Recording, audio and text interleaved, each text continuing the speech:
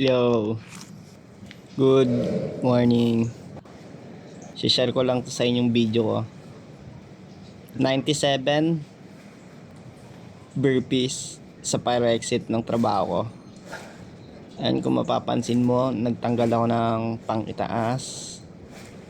Binawasan ko rin yung cargo pants ko dyan. Kasi papawisan ako ng todo dyan. Gusto ko lang share itong mga ganitong bagay. Kasi wala naman masama kung hindi. Actually, hindi ko na nga dapat binibidyoan yung mga papawis ko. Sadyang gusto ko lang i-record yung progress ko. Laking tulong kasi sa akin yung pagbabago. Kaya almost lahat ng papawis ko ay talagang binibidyoan ko. Kinukuhanan ko ng photo, sinisave ko yung memories. Kasi napakahirap magpatuloy sa pagpapapawis kung alam nyo lang. Hindi naman porket nagpapawis ka, malakas ka na kagad eh. Kahit isa, dalawa, tatlong beses ka magpapawis, di ka kagad malakas, boy. Pero ang sure na malakas sa'yo after mo magpapawis kahit unang session pa lang ay ang puso't isipan mo, pare. Kasi natalo mo yung sarili mo, nanalo ka, boy. Nanalo ka sa katamaran, nanalo ka sa last, nanalo ka sa katangahan mo. Kaya yan, boy. Kaya salute ako sa mga taong nagpapapawis. Hindi madali yan.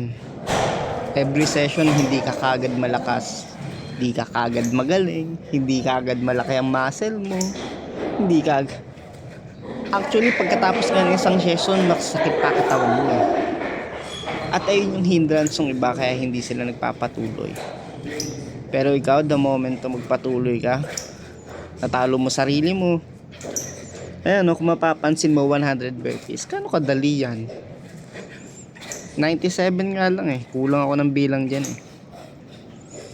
Yan. Nangangalahati na tayo. Share ko lang sa inyo yan. Share ko to sa YouTube. Popost ko to sa YouTube. Nakalimutan ko kung anong buwan yan eh. Pero parang mga September yan. September, October. Sipin mo yung araw na yan, nasa trabaho ko tapos nanalo ako sa sarili ko magpapawis. De, joke lang. May gagawin kasi ako niyan kinagabihan. Tapos hindi ako nagpapawis bago pumasok. Hindi ako nakatakbo, hindi ako naka-burpees. Kaya siningit ko yan. Ngayon, after nyan, di pawis na pawis ako.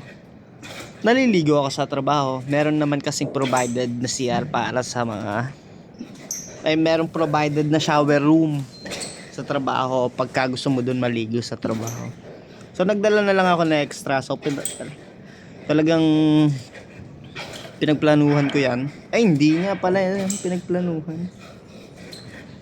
Sadyang hindi lang ako nakapagpapawis ng paggising ko. Kaya nagdala na lang ako ng extra towel. Palagi naman akong may dalang sabon at saka toothbrush. Ayan. 75 na, boy. 76. No? Ayan. Pahinga muna, pare. Pagka di mo na kaya, magpahinga ka. Yan, oh. Tamang isip lang ng kung pagpapatuloy ko pa ba o hindi. Pero pagpapatuloy natin yan. Sa pyro exit yan, dun sa trabaho ko, Genpac Alabang, Northgate Alabang, Cyberson Northgate Alabang, sa 6th floor. Ang pawis na ako nyan, pre. Salamat sa iyo, sarili. Nagpapatuloy ka. Mahal na mahal kita, Jomar. Isa kang champion sa buhay. Pero wag niyo akong masamain na. Hindi ako isang fighter, hindi ako nakikipaglaban sa inyo. Siguro kung pwede niyo gawing inspirasyon, pero papawis ang nakatulong sa akin. Share ko lang sa inyo yung mga ganitong bagay, boy. Hindi tayo palagi nasa mundo. Yan, 90 na. Malapit na tayo sa 90, guys. Parang total 9 minutes yan. Sadyang kinat-cut ko lang. Tapos pinas forward ko yung Yan. 93. Mapapansin mo, nagdadalawang push-up tayo dyan. No? Pag naghihirap. Minsan isa, minsan dalawa. 95. Yan, konti na lang. At paalam na sa inyo mga pare. Galingan natin sa buhay. Ingat kayo, mahal kayo ng Panginoon. Paalam. Goodbye.